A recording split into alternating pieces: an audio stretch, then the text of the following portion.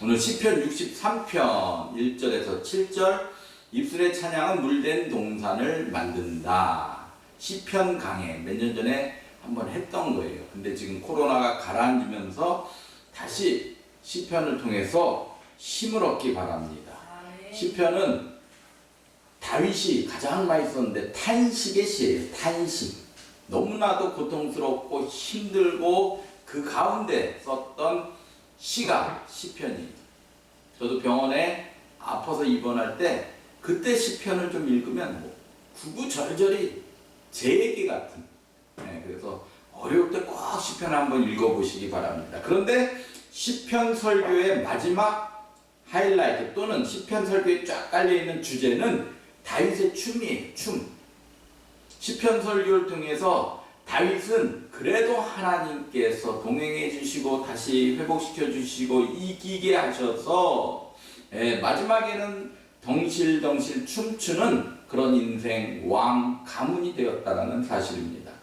이번 시편 설교를 통해서도 우리 모든 성도와 교회가 다시 다윗과 같이 정말로 주체할 수 없는 기쁨 때문에 덩실덩실 다시 한번 춤추는 인생 되기를 주님의 이름으로 축원합니다. 믿음의 세계, 신앙의 세계는 약속된 대로 됩니다. 약속된 대로 됩니다. 기도한 대로 돼요. 믿는 대로 돼요. 선포한 대로 돼요. 이번 또 시편 중간중간에 다른 설교도 하겠지만 어쨌든 시편을 통해 이 말씀을 아멘으로 믿고 받으면 다시 한번 다윗과 같이 춤추는 인생이 될 줄로 믿습니다. 아멘. 오늘 본문 시편의 배경은 사무엘하 6장에 그 배경이 나와 있어요. 오벳 에돔의 집에 머물던 여호와의 언약궤가 다윗성으로 들어오는 장면이 사무엘하 6장에 나옵니다. 거기서 다윗 왕은 자신의 옷이 벗어진 것도 모른 채 여호와의 언약궤가 들어왔을 때 그 앞에서 어린아이같이 기쁨에 춤을 춰요. 언약궤가 뭐라고 그렇게 기뻐했을까? 언약궤는 말씀, 약속 하나님이에요. 다시 말해서 언약궤가 이스라엘 백성에게 있었을 때는 하나님이 거기에서 만나주시고 거기에서 임재하시고 동행하셨어요. 근데 언약궤가 빼앗겼을 때는 그래서 다른 나라로 빼앗겨 갔을 때는 이스라엘 민족이 암흑기였다는 사실. 다시 말해서 하나님이 떠나고 하나님의 말씀이 떠나고 하나님의 약속이 없는 가정, 교회는 계속해서 고난의 연속이 될 수밖에 없다는 사실입니다. 언약궤는 말씀이요, 약속이요, 하나님의 동행이요, 예배요. 예배는 무엇입니까? 하나님 우리 안에 들어오시는 놀라운 사건이에요. 하나님이 나에게 임재하시는 사건이 예배예요. 요즘 많이 모이지를 않아요. 첫째 주 이제 문건사님 가정 이렇게 오면 그날 좀 많이 모일 거고, 어쨌든 우리 교회뿐만 아니라 제가 집회를 다른 교회도 가보니까 반 이상이 줄었더라고요.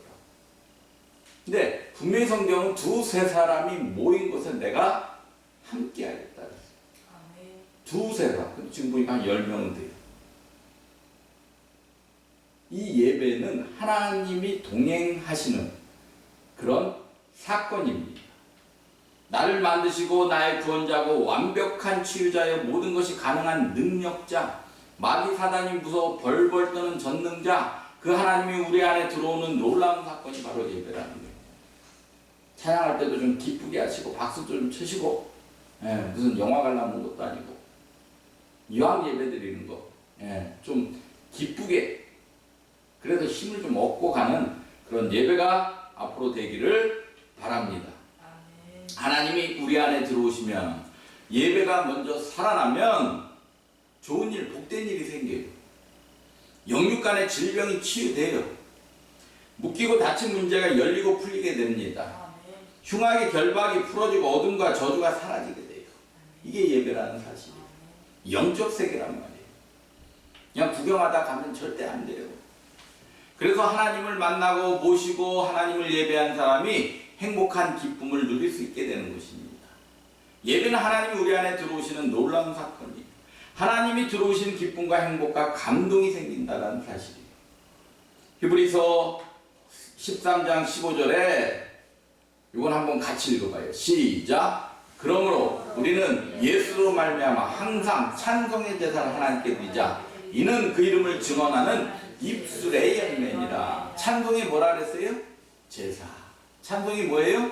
예배라는 거예요. 찬송 자체가. 그것이 입술의 열매라는 거예요. 하나님이 주신 거에 대한 감사, 하나님이 앞으로 행하실 거에 대한 믿음, 이게 다 찬양 안에 들어있다는 거예요. 그래서 히브리서에서 예수로 말미암아 항상 찬송의 제사, 찬송의 예배를 드리라는 거예요. 찬송의 예배. 어쩔 때는 1시간 동안 그냥 찬양만 했으면 좋겠거든요. 찬송의 제사를 대충 하는 게 아니에요. 구경하는 게 아니에요. 좀 박수도 치고 기쁘게. 그러다 보면 찬양의 어떤 임재를 통해서 성령의 임재가 나타나기 시작한다라는 거예요. 찬양을 부르고 들으면 어두운 영이 떠나가요. 그래서 가정이 자꾸 우환질거려서 찬양을 틀어놓으셔야 돼요. 저도 교회 오면 항상 찬양을 먼저 틀어놓습니다. 찬양을 부르고 들으면 영육이 건강해져요.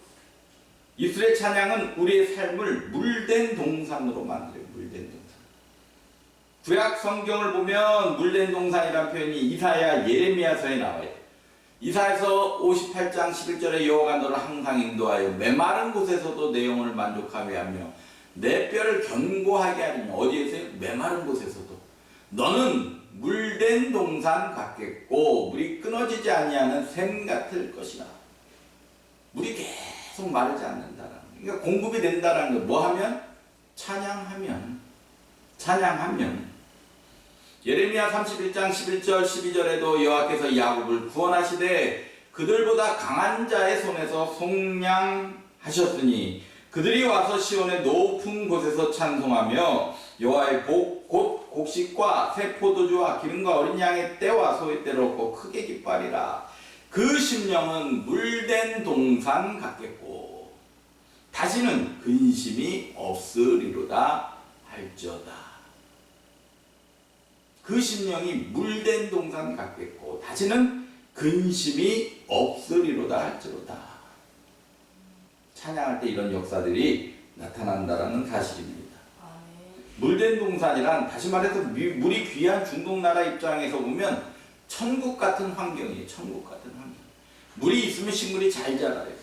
식물이 많으면 소와 양이 많아지죠. 소와 양은 고기와 우유와 치즈를 생산해요. 다시 말해서 물은 곧 물질적 풍요, 삶의 부유함을 만든다는 거예요. 다시 말해서 찬양하면 하나님께서 삶의 부유함을 준다는 거예요. 이 세상에서 맛볼 수 있는 최상의 축복을 지속적으로 누리는 삶의 상태를 말합니다. 여러분의 입술의 찬양이 여러분의 삶을 물된 동산으로 만들어줄 거예요. 하나님을 향해 올려드리는 찬양은 분명 축복의 통로입니다. 오늘 시편 63편의 배경은 다윗의 셋째 아들 압살롬이 구테타를 일으켜 아버지 다윗이 유대 광야로 도망갔을 때 지은 시, 아주 비참하고 괴로운 상황에서 하나님께 올려드린 찬양의 시. 누가? 아들이 구테타. 자식이 그냥 들이받고 하면 그거만큼 속상한 게 없어요. 얼마나 비참하고 괴로운 상황에서 하나님께 올려드린 찬양의 시가 오늘 시편 63편이라는 거예요. 다윗이 다른 사건보다 이번 구테타가 더 마음 아프니 너무 많은 시련을 겪었어요. 장인이 죽이려고 했고 부하들이 배신했고 제사장이 배신하고. 근데 더 힘든 거는 아들이 구테타를 일으켰다. 아들 압살롬이 구테타의 주범이었다는 거예요. 아들이 아버지를 죽이려고 칼을 든 거예요. 이것이 다윗에겐 큰 상처가 돼요. 압살롬은 구테타를 아주 용이 주도하게 준비했어요. 뿐만 아니라 다윗의 오른팔이던 아히도벨이라는 사람이 그 구테타를 도왔어요. 가장 믿었던 사람에게 배신당한 경험. 그 상처와 아픔은 이루 말할 수 없이 고통스럽죠. 다윗이 바로 그 아픔을 느끼고 있는 거예요. 더 가슴 아픈 일은 그가 유다 광야로 도망갈 때 다윗을 지키는 군사가 다 도망가 버렸어요. 오합지졸이 되어버렸어요. 근데 이것도 하나님 주시는 환경이었다는 사실입니다. 다윗은 아주 초라한 모습으로 광야로 도망가는 신세가 됐어요. 완전 초상집 분위기였어요. 눈물과 통곡과 한숨의 그 시간, 그게 시편 63편의 배경이에요. 거기서 사무엘하 16장 7절 보니까 시므이가 저주하는 것 같아. 이와 같이 말하라. 피를 흘린 자여 사악한 자여 가거라 막 저주하기 시작해. 글로 도망갔더니 사울의 족속의 모든 피를 여호와께서 내게로 돌리셨도다. 하나님도 심판하는 거야. 그들이 이어서 내가 왕이 되었으나 여호와께서 나라를 내 아들 압살롬 손에 넘기셨다. 네 아들이 이제 왕 될 거다. 보라 너는 피를 흘린 자이므로 화를 자초하느니라 하는지라. 참 마음이 어떻겠습니까? 얼마나 비참하고 고통스럽겠습니까? 참 목회를 하면서 이런 경험을 많이 해요. 가장 믿었던 사람이 떠나갈 때, 그냥 떠나가면 좋은데 꼭 뒤통수 치고 떠나갈 때, 단체에서도 많고 목사님들 세계에서도 많아요. 참 그때마다 참 고통스럽죠. 그러면서 내 자신을 돌아보게 되고 성숙한 그런 계기가 되는 것이 또 그런 사건들이었습니다. 오늘 시편 63편의 다윗의 고백이 그런 고백입니다. 근데 중요한 것은 다윗은 그걸 좌절과 절망과 비난과 눈물과 통곡과 한숨으로 끝난 것이 아니라는 거예요. 이런 비참한 상황에서 세 가지를 노래했다라는 사실입니다. 찬양했다라는 거예요. 첫 번째 1절 같이 한번 읽어봅니다. 시작. 물이 없어 마르고 황폐한 땅에서 내 영혼이 주를 갈망하며 내 육체가 주를 앙모하나이다. 메마른 땅이 비를 기다리듯 내가 하나님을 갈망합니다. 기다립니다. 이런 뜻입니다. 너무 힘들고 어렵고 뭐가 앞이 보이지 않고 모든 것이 메말라 버렸지만 거기서도 비를 기다리는데 하나님은 갈망합니다. 내 육체가 주를 앙모하나이다.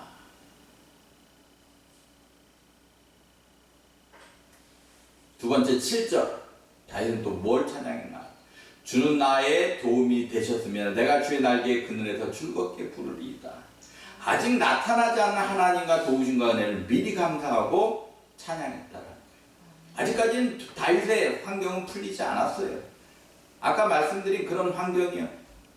고통스러운 환경이요. 다 배신하고 유다 광야로 도망간 그 상황이에요. 그렇지만 앞으로 일어날 하나님 도우심과 은혜를 미리 감사하고 찬양했다는 거예요. 이런 걸 선행감사라고 하는데 무지하게 중요합니다. 어려운 환경에 미리 감사해 보시고 하나님이 도우실 일을 미리 감사하고 찬양하시기 바랍니다.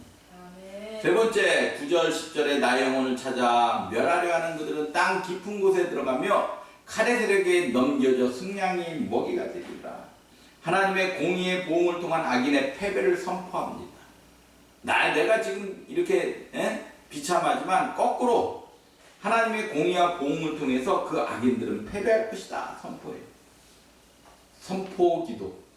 그것이 다윗을 춤추게 했다는 겁니다. 선행감사.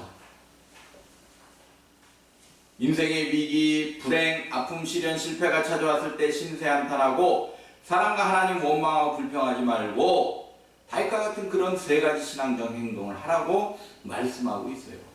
이 행동이 광야 같은 삶을 물된 동산으로 만들어주는 능력이 될 것입니다.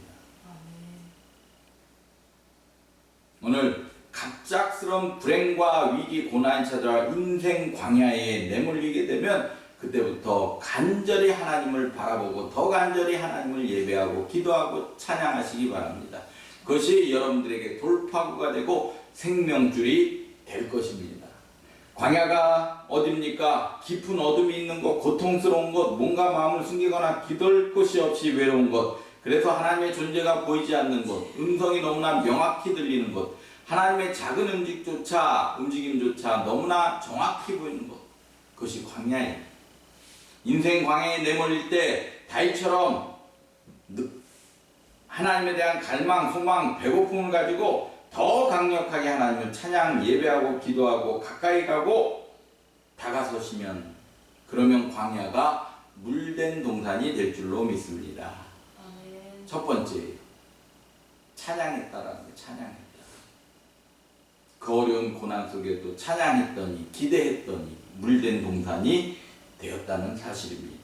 두 번째, 갑작스러운 불행과 위기, 고난이 찾아와 인생 광야에 내몰리게 되면 나타나지 않는 하나님의 도우심과 은혜를 나타난 것으로 믿고 미리 감사하고 미리 기뻐하시기 바랍니다. 아멘. 이 두 번째, 미리 감사하고 찬양하는 것. 미리 감사하고 찬양하는 것. 그걸 선행감사, 선행찬양이라고 해요. 그럴 때 하나님의 나라의 축복 창고 문을 여는 열쇠가 우리에게 주어진다는 거예요. 이사야 43장 19절에 보라, 내가 쇠를 행하리니 이제 나타낼 것이라. 내가 반드시 광야에 물을, 물을, 사막에 강들을 내어 내 백성 내가 택한 자에게 마시게 할 것입니다. 또 열왕기상 18장에 엘리야의 갈멜산 영적 증진 후 3년 가문의 해가를 위해서 기도하기 시작했어요. 44절에 보니까 7번째 일어선 그가 말을 바다에서 사람의 손만한 작은 구름이 일어나이다. 3년 동안 가뭄이 일었어요. 다 죽게 생겼어요. 근데 엘리야가 기도하니 어떻게 됐어요? 한꺼번에 비가 쏟아진 게 아니에요. 손만한 작은 구름이 일어나기 시작했어요. 그러니까 어쩔 때 하나님 해결해 줄 때 이런 것부터 보여주는 거예요. 지금 비가 폭포수같이 쏟아져도 모자를 판에 기도했더니 손만한 작은 구름. 해결될 듯 말 듯. 그때 포기하면 그 뒤에 오는 큰 구름을 우리는 바라볼 수가 없습니다. 맞이할 수가 없어요. 이르되 올라가 아합에게 말하기를 비에 막히지 아니하도록 마차를 갖추고 내려가서서 하라 하니라. 그 뒤에 올 큰 비구름을 엘리야는 보고 있었다는 사실입니다. 손만한 작은 구름. 그 뒤에는 3년 가문을 해결해 줄 수 있는 엄청난 비구름이 다가오고 있었어요. 갑작스러운 불행과 위기, 고난이 찾아와 인생 광야에 내몰리게 되면 아직 나타나지 않은 하나님과 도우심과 은혜를 나타나는 것으로 믿고 미리 감사하고 미리 기뻐하시기를, 그런 선행감사, 선행 찬양이 물된 동산을 만들 줄로 믿습니다. 아멘. 세 번째로, 갑작스러운 불행과 위기, 고난이 찾아와 인생 광야에 내몰리게 되면 믿음으로 예언적 선포를 해야 돼. 아까 읽었던 본문을 다시 한번 설명하는 거예요. 믿음으로 예언적 선포를 해야 돼. 다시 극심한 위기에서 한 일은 하나님을 깊이 신뢰하는 믿음으로 예언적 선포를 해요. 그래서 그 뒤에 8절, 9절, 10절 읽지 않았지만 거기 본문에 보면 나의 영혼이 주를 가까이 따르리니 주의 오른손이 나를 붙드시거니와 나의 영혼을 찾아 멸하려 하는 그들은 땅 깊은 곳에 들어가며 칼의 세력에 넘겨져 승량의 먹이가 되리이다 하면서 선포하고 있다는 사실. 하나님은 변함없는 내 편이시다. 그래서 내가 승리하고 너희들은 진다. 지금 너를 돕는 자들이 너를 배신하고 그들이 너를 찌를 것이다. 너는 들짐승의 먹이가 될 것이다. 위기와 고난이 있을 때 주눅들지 말고 낙심 절망하지 말고 끝까지 선포하고 영적 전쟁에서 승리하시기 바랍니다. 아멘. 다윗은 사울왕 앞에서, 골리앗 앞에서 선포를 합니다. 사무엘상 17장 34절, 35절, 36절 보니까 다윗이 사울에게 말하되 주의 종이 아버지의 양을 지킬 때 사자 곰이 와서 양떼에서 새끼를 물어가며 내가 따라가서 그걸 치고 그 입에서 새끼를 건져내었고 그것이 일어나 나를 해오자 하면 내가 그 수염을 잡고 그것을 쳐 죽였나이다. 주의 종이 사자와 곰도 쳤은즉 살아계신 하나님의 군대를 모욕한 이 할례받지 않은 블레셋 사람이리까 그가 그 짐승의 하나와 같이 되리이다, 될 것이다 라고 선포한 거예요. 오늘 여호와께서 너를 내 손에 넘기신 내가 너를 쳐서 내 목을 베고 블레셋 군대의 시체를 오늘 공중의 새와 땅의 들짐승이 주온 땅으로 이스라엘 하나님 계신 줄을 알게 하겠고, 골리앗이 봤을 때는 과간이죠. 조그만 놈의 앞에서 갑옷도 안 입고 돌 하나 갖고 와서 이런 선포를 하고 있어요. 또 여호와의 구원하심이 칼과 창이 있지 아니함을 이 무리에게 알게 하리라. 전쟁은 여호와께 속한 것이니까 너희를 우리 손에 넘기시리라. 다윗은 예언적 선포로 골리앗을 이긴 것입니다. 영적 제사장의 특권 중에 하나는 축복기도 예언적 선포하는 거예요. 제사장이라는 것은 이제는 우리가 한 명 한 명이 목회자뿐만 아니라 모두 제사장의 특권을 하나님께서 주셨어요. 언제? 예수 그리스도가 십자가 못 박혀 돌아가셨을 때 휘장이 찢어지면서 지성소까지 우리가 담대히 나가 하나님과 교통할 수 있는 길이 열렸다라는 거죠. 그러니까 축복기도 하고 자녀를 위해서 축복기도 하고 또 어려운 상황이 예언적 기도, 선포 기도를 잘 하셔서 달같이 춤추는 인생 되시기를 바랍니다. 또 어려우면 담임 목사님에게 저에게 축복 기도해달라고 문자 넣으면 꼭 오지 않도록 제가 기도하죠. 그걸로. 그걸 사모하시고 그걸 무시하면 안 돼요. 다른 교회 가서 집회하면 전 교회들 안수해달라고. 근데 우리 교회는 안수해달라는 사람들이 없어. 얼마나 영적으로 자신이 있는지. 하나님은 영적 제사장의 축복 기도를 통해서 하나님의 복을 자녀들에게 내려주셔요. 이게 영적 질서고 원리예요. 불행과 고난, 낙심의 현장 속에서 주눅들지 말고 큰 소리로 외쳐야 돼요. 선포해야 돼요. 누가 뭐래도 하나님 내 편이요. 하나님 나와 함께 하십니다. 하나님 때문에 내가 이길 수 있습니다.